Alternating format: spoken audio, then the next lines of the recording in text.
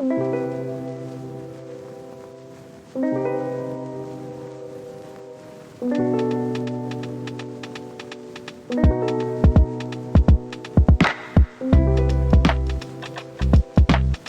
retrouve les 10 à 12 tableaux créés chaque année et qui comptent l'atmosphère sémantique de l'époque. Chaque tableau coagule 80 à 100 mots, mais il est visible aussi que la Covid a touché chaque thème, donc tous les tableaux peuvent se répondre les uns les autres. Ils vivent séparément, mais ils ont une cohérence. On débute par l'économie, par exemple. Eh bien, que voit-on? Les crypto-monnaies. On voit en même temps les prix flamber. On voit que derrière tout cela frissonne une révolution quantique. En même temps, on a toujours des scandales. On a eu les Pandora Papers et on sent qu'il y a deux mots qui sont très importants dans l'économie, c'est pénurie et plateforme. Quand on passe au développement durable avec cette tragédie verte, eh bien, les mots s'enflamment et c'est de pire en pire. Les années d'avant, on avait feu, l'an dernier, on a eu méga feu, cette fois, on a brasier. La vitesse de l'extinction des espèces est inédite. Bref, il est tragique, la Terre hurle.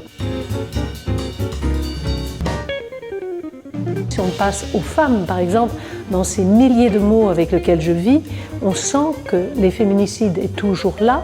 On voit l'écoféminisme toujours présent, mais on a le rappel pour la bagarre à propos de l'avortement des 343 salopes parce qu'elles ont repris le combat.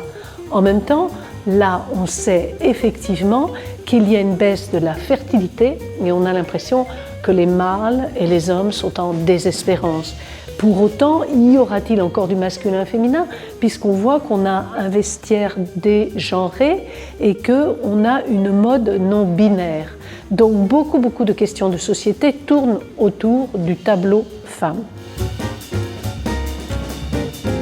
Quand on passe justement au tableau société, il est un de mes favoris parce qu'il résume beaucoup des thèmes de tous les autres tableaux. Et on le voit effectivement, on va quand même avoir le pass sanitaire, on va avoir des mots qui expriment ce racisme effervescent, un mot terrible avec négrophobie. En même temps, on a la vogue du local qu'on pourrait retrouver dans le tableau ressources humaines et le tableau sur le travail.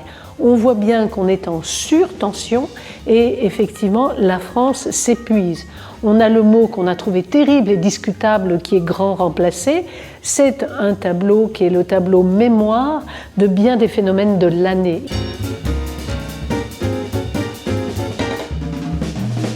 Il y a un tableau à regarder peut-être dans notre promenade sémantique de ce début d'année, c'est le tableau politique.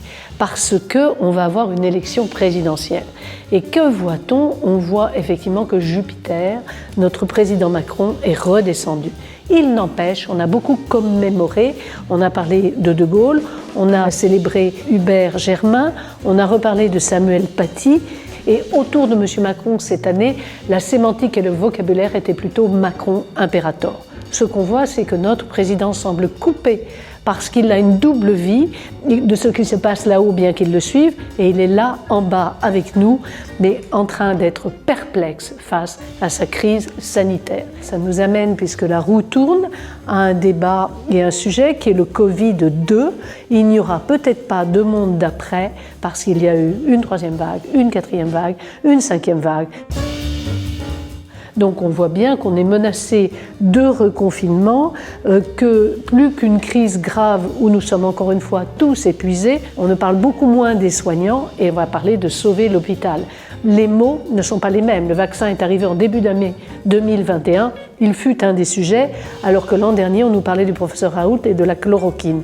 C'est ce qui est intéressant dans cette œuvre, c'est la mémoire sémantique des émotions d'une année.